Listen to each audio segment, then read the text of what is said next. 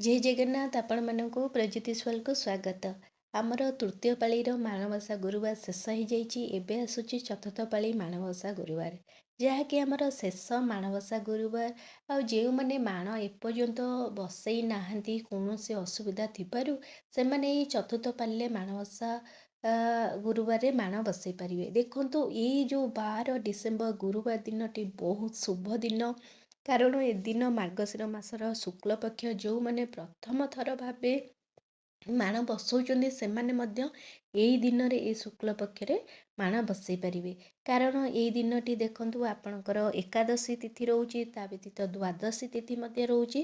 ତା ବ୍ୟତୀତ ଆପଣ ଦେଖିବେ ଯଦି ଏଇ ଦିନଟି ବହୁତ ଶୁଭ ଦିନଟି, କାରଣ ଏଇ ଦିନ ବହୁତ ଶୁଭ କର୍ମ ମଧ୍ୟ ରହିଛି। ଯେମିତିକି ଦେବତା ଗଠନ, ଦେବତା ପ୍ରତିଷ୍ଠା, ଗୃହ ଆରମ୍ଭ, ଗୃହ ପ୍ରତିଷ୍ଠା, ଆପଣଙ୍କର ବିଦ୍ୟା ଆରମ୍ଭ, ତା ବ୍ୟତୀତ ସବୁ କିଛି ନୂଆ କାର୍ଯ୍ୟ ଆପଣ ସେଇଦିନ କରିପାରିବେ। ଯେହେତୁ ସବୁ ନୂଆ କାର୍ଯ୍ୟ କରିପାରିବେ, ତାହେଲେ ମାଣ ବସେଇବା ଠାରୁ ବଡ଼ ଶୁଭ ଜିନିଷଟି କ'ଣ ପାଇଁ କରିପାରିବେନି। ତ ଏଇ ଦିନରେ ଆପଣ ମାନେ ଶୁଭ କାର୍ଯ୍ୟ ମାଣ ମଧ୍ୟ ବସେଇ ପାରିବେ। ଆପଣ ଯେଉଁମାନେ ପ୍ରଥମ ଥର ଭାବରେ ମାଣ ବସଉଛନ୍ତି, ଯେଉଁମାନେ ପ୍ରଥମ ଥର ଭାବରେ ମାଣ ବସଉଛନ୍ତି, ସେମାନେ ଶୁଭ ସମୟରେ ଗୋଟେ ଶୁଭ ସମୟ ବା ଅମୃତ ସମୟରେ ମାଣ ବସେଇଲେ ଘର ପାଇଁ ବହୁତ ଶୁଭକର ହେଇଥାଏ। ତେଣୁ ଆପଣ ଯଦି ଅମୃତ ସମୟ ଦେଖୁଛନ୍ତି, ତାହେଲେ ସୂର୍ଯ୍ୟୋଦୟରୁ ସକାଳ 7ଟା 54 ମଧ୍ୟରେ ଯେମିତି ହେଲେ ମାଣ ବସେଇଥାନ୍ତୁ। ସୂର୍ଯ୍ୟୋଦୟ ଆପଣଙ୍କର ପୁରୀକୁ ଲାଗୁଛି 6ଟା 15ରେ। ତ ସେଇ ସମୟ ମଧ୍ୟରେ ଆପଣ ଯେମିତି ହେଲେ ସୂର୍ଯ୍ୟୋଦୟ ମାନେ 6ଟା 15ରୁ 7ଟା 54 ଭିତରେ ଯେମିତି ହେଲେ ମାଣ ବସାନ୍ତୁ। ମାନେ ପୂଜା କାର୍ଯ୍ୟ ଯେତେ ବିଳମ୍ବ ହେଲେ ଚଳିବ ମଧ୍ୟ, କିନ୍ତୁ ଆପଣ 6ଟା 15ରେ ଅଲଗା ସବୁ ପୂଜା ଶେଷ କରିଦେଇଥିବେ। ଯେମିତିକି ଆପଣଙ୍କର ବାହାରର ପୂଜା, ଆପଣଙ୍କର ମା ବୃନ୍ଦାବତୀଙ୍କ ପୂଜା, ସୂର୍ଯ୍ୟଙ୍କୁ ଅର୍ଘ୍ୟ ଦେବା, ସେସବୁ କାର୍ଯ୍ୟ ଆପଣ ଶେଷ କରିଦେଇଥିବେ। କଳସ ପୂଜା ଶେଷ କରିଦେଇଥିବେ। ମାଣ ବସେଇବେ, ତାପରେ ମାଙ୍କୁ ପୂଜା କରିବେ। ଭୋଗ ଯେମିତି ପଞ୍ଚୋପଚାର ଯେମିତି ଭୋଗ ପୂଜା କରିବା କଥା, ସେମିତି ଆପଣ ସେଦିନ ମାଙ୍କୁ ପୂଜା କରିପାରିବେ, ମାଣ ବସେଇ ପାରିବେ। କାରଣ ଏଇ ଶୁଭ ଦିନରେ ଯେଉଁମାନେ ପ୍ରଥମ ଥର ଭାବରେ ପୂଜା କରୁଛନ୍ତି ସେମାନଙ୍କ ପାଇଁ ବହୁତ ଭଲ। ଦେଖନ୍ତୁ, ତା ବ୍ୟତୀତ ଆପଣ ସେଦିନ ଯେଉଁ ମାଙ୍କୁ ତ ତିନି ଧୂପରେ ଆପଣ ପୂଜା କରିବେ। ସକାଳେ ଭୋଗ ଲଗେଇବେ, ଦ୍ୱିପହରେ ଭୋଗ କରିବେ, ତ ସନ୍ଧ୍ୟାବେଳେ ମଧ୍ୟ ଭୋଗ କରିବେ।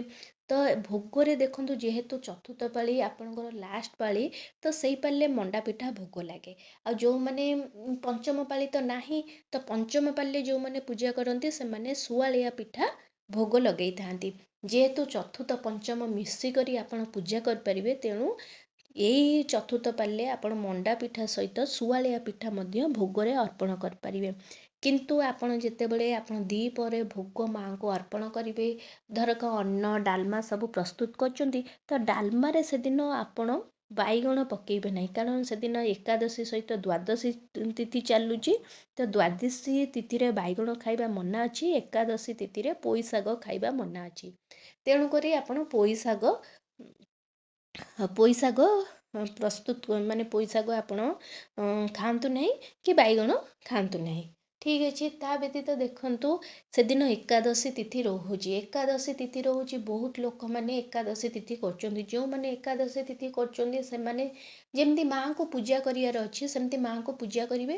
କିନ୍ତୁ ସେମାନେ ଯଦି ବାରଣ ଥାଏ ଅନ୍ନ ଖାଇବା ପାଇଁ, ଯେମିତି ଏକାଦଶୀରେ ଅନ୍ନ ଖାଇବା ନିଷିଦ୍ଧ ଥାଏ, ଅନ୍ନ ଖାଇପାରିବେ ନାହିଁ, କି ଆପଣ କିଛି ଖିରି ଖାଇପାରିବେନି, ତେଣୁ ଆପଣ କ'ଣ କରିବେ, ସେଦିନ ଫଳମୂଳ କରି ରହିପାରିବେ। ନହେଲେ ଆପଣ ଯଦି ପୁରୀ ଖାଇପାରୁଛନ୍ତି, ପୁରୀ ଖାଇପାରିବେ, ମଣ୍ଡା ପିଠା ଖାଇପାରିବେ। ତ ଯଦି ଆପଣ ଉପବାସ ଯଦି ରହୁଛନ୍ତି, ଆପଣଙ୍କ ହିସାବରେ ଆପଣ ଯାହା ପାଳନ କରି ଆସୁଛନ୍ତି, ଆପଣ ସେଇଭଳି ଭାବରେ ପାଳନ କରିପାରିବେ। ଏଇଟା ହେଲା ପୂଜାର ରୀତି, ଯେଉଁଟାକି ଦେଖନ୍ତୁ, ପୂଜାର ବିଧି ତ ମୁଁ ଆପଣଙ୍କୁ ଅନ୍ୟ ଏକ ଭିଡ଼ିଓରେ ଅପଲୋଡ଼ କରିଛି। ଆଉ ତ ସେଇ ଭିଡ଼ିଓ ଆଉ ମୁଁ ଏଥିରେ ଲମ୍ବା କରିନି। ତା ବ୍ୟତୀତ ମୁଁ କହିବି ଯେ ଏଇଟା ହେଉଛି ଆପଣ 3 ଧୂପରେ ପୂଜା କରିବେ କଲେ, କିନ୍ତୁ ପୂଜା ପରର ନୀତି ମାଣ ମାନେ କେଉଁଦିନ ଉଜା ହବ, ଯେଉଁମାନେ ମାଣ ସେଇଦିନ ଉଜଉଛନ୍ତି, ଠିକ୍ ଅଛି, ମୁଁ ଆପଣଙ୍କୁ କହୁଛି ସବୁ ସ୍ଥାନର ସବୁ ପୂଜା ବିଧି ଅଲଗା। ଆଉ ସବୁଆଡ଼େ ତା ପୂଜା ବିଧି ଅଲଗା। ଯାହା ମୁଁ ଜାଣିଛି ମାନେ ମୁଁ ଦେଖି ଆସିଛି ମୋ ବାପ ଘରେ ମୋ ଶାଶୁ ଘରେ, ମୁଁ ନିଜେ ଯେଉଁ ଜିନିଷ କରୁଛି ମୁଁ ଆପଣଙ୍କ ସହିତ ସେୟାର କରୁଛି। ଆପଣଙ୍କ ଆଡ଼େ ଭିନ୍ନ ହେଇପାରେ, କିନ୍ତୁ ମୁଁ ଆପଣଙ୍କୁ କହୁଛି କେମିତି ଗୋଟେ ମାନେ ମାନେ ହେଇପାରିବ।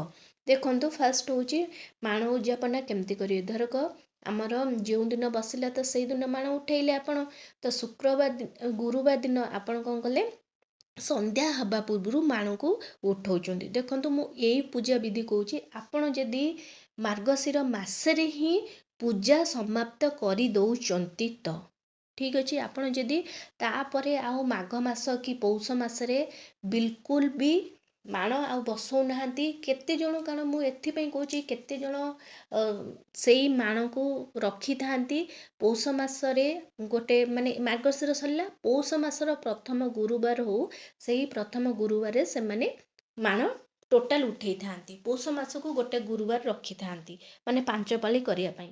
ଆଉ କେତେଜଣ ମାଣ ଉଠେଇଥାନ୍ତି ସେମାନେ ଉଯାପନ କରିଥାନ୍ତି, ତାଙ୍କର ମାଘ ମାସରେ କରିଥାନ୍ତି, ପୁଣି ଥରେ ପୂଜା କରିଥାନ୍ତି ମାଙ୍କୁ।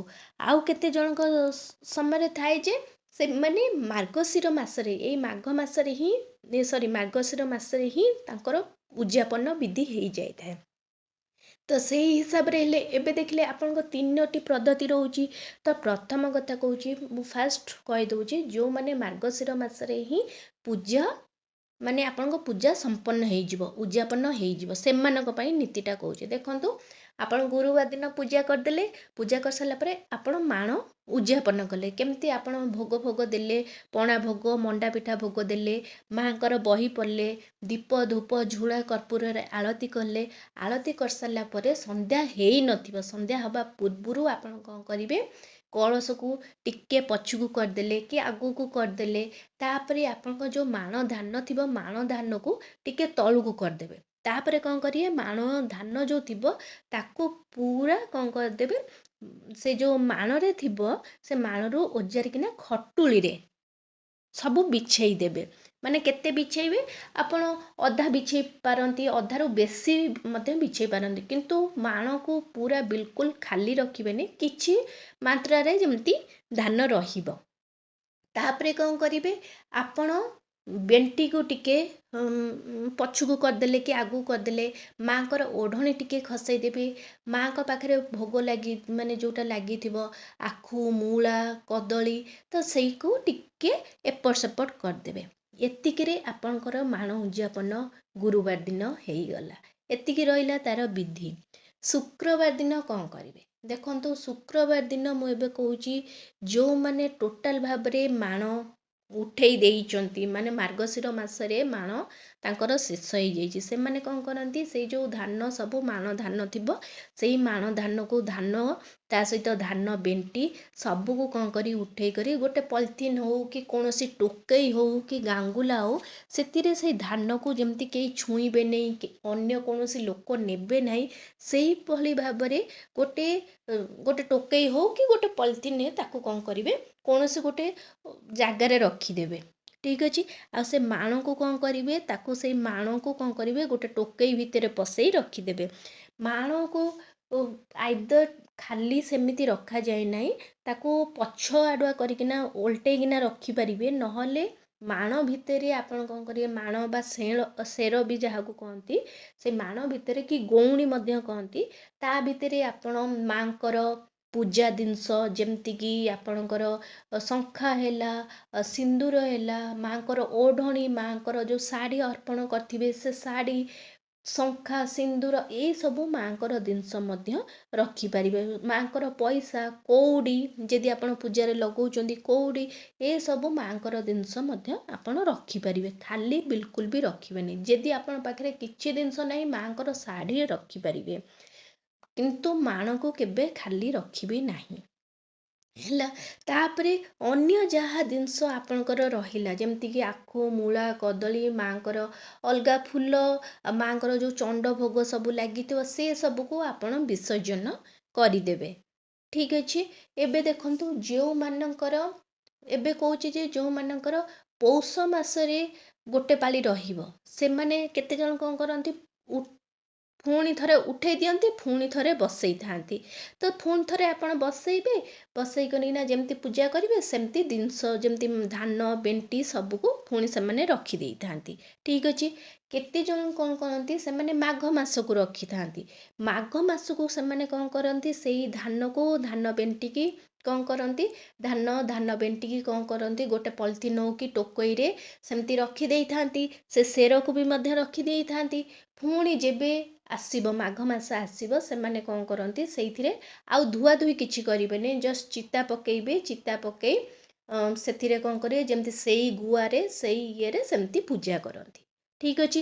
ଆଉ କେତେ ଜଣ କ'ଣ କରନ୍ତି, ସେଇ ଧାନକୁ ବିଲକୁଲ ଓଜାରନ୍ତିନି, ସେଇ ସେର ସହିତ କ'ଣ କରନ୍ତି, ମାଘ ମାସ ପୁରା ଏବେ ମାର୍ଗଶିର ଗଲା, ପୌଷ ଗୋଟେ ମାସ ଯିବ, ମାଘ ମାସର ଗୋଟେ ଭଲ ଶୁଭ ଭଲ ଦିନଟି ଦେଖି ସେମିତି ମାଣ ସେମିତି ବସିଥିବ, ଖାଲି ଟିକେ ଜଷ୍ଟ ତଳୁକୁ ମାନେ ଯେହେତୁ ଉଯାପନ ହେଲା ବୋଲି ତଳୁ ଟିକେ ଖସେଇ ଦିଅନ୍ତି। ସେମିତି ବେଣ୍ଟି ଥିବ, ସେମିତି ମାଣ ଥିବ। ସେମାନେ ମାଘ ମାସ ପର୍ଯ୍ୟନ୍ତ ଅପେକ୍ଷା କରନ୍ତି।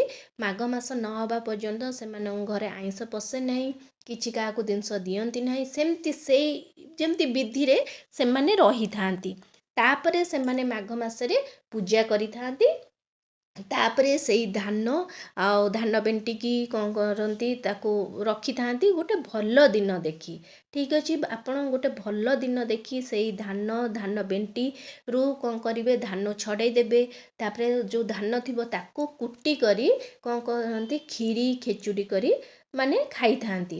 କ୍ଷୀରି ଖେଚୁଡ଼ି କରି ଖାଆନ୍ତି। ଯାହା ଅବଶିଷ୍ଟ ବଞ୍ଚିଗଲା, ଯେମିତିକି ତାର କୁଟା ହେଲା, ତାର ତୁଷ ହେଲା, ତ ସେସବୁ ଆପଣ ବାହାରକୁ ମାନେ ପାଣିରେ ଉଜେଇ ପାରିବେ, କିଛି ଅସୁବିଧା ନାହିଁ। କିନ୍ତୁ ତାକୁ ପ୍ରଥମେ ସେମାନେ ଖାଇଥାନ୍ତି। ଏଇଟା ହେଲା ନୀତି ମୁଁ ଆପଣଙ୍କୁ କହିଲି ଯାହା ଜାଣିଛି। ତା ବ୍ୟତୀତ ଦେଖନ୍ତୁ, ବହୁତ ସାରା କୋଶ୍ଚିନ୍ ଆସୁଛି ଯେ ଆମେ ଯେଉଁ ଗୁଆ ରଖିଛୁ, ମାନେ ସେଇ ଗୁଆ ଯେଉଁ 3ଟି ଗୁଆ ପୂଜାରେ ଲାଗିଥିଲା, ସେ ଗୁଆ କ'ଣ କରିବା। ଦେଖନ୍ତୁ, ଯେହେତୁ ପୂଜା ଗୁଆ ସବୁ କିଛି ଉଯାପନ ହେଇଛି, ତ ଗୁଆ ମଧ୍ୟ ଉଯାପନ ହେଇଯାଏ। ବର୍ଷକୁ ବର୍ଷ 3ଟି ଗୁଆ ପୂଜା ହେଇଥାଏ, ସେଇ ଗୁଆ ଆପଣ ଉଯାପନ କରିପାରିବେ। ତା ବ୍ୟତୀତ ଆଉ କ'ଣ ପ୍ରଶ୍ନ ରହିଲା, ଆପଣ ଯଦି କିଛି ମାଇଣ୍ଡରେ ଅନ୍ୟ କିଛି ପ୍ରଶ୍ନ ଯଦି ଥିବ, ତାହେଲେ ମୋତେ ଏଇ ଭିଡ଼ିଓ ମାଧ୍ୟମରେ ସେୟାର କରନ୍ତୁ, କମେଣ୍ଟ ମାଧ୍ୟମରେ ପଚାରନ୍ତୁ। ମୁଁ ଆପଣଙ୍କୁ ଯେମିତି ହେଲେ ଆଶା କରିବି, ମାନେ ଚେଷ୍ଟା କରିବି ସବୁବେଳେ ଆପଣଙ୍କ କୋଶ୍ଚିନ୍ର ଆନ୍ସର ଦେବା ପାଇଁ। ଆଶା କରୁଛି ଭିଡ଼ିଓଟି ଆପଣଙ୍କୁ ବହୁତ ପସନ୍ଦ ଆସିଥିବ। ଯଦି ଆସିଛି ତାହେଲେ ଏଇ ଚ୍ୟାନେଲକୁ ଜଲ୍ଦି କରି ଲାଇକ୍ ସେୟାର ଆଣ୍ଡ ସବସ୍କ୍ରାଇବ୍ କରିଦିଅନ୍ତୁ। ନମସ୍କାର।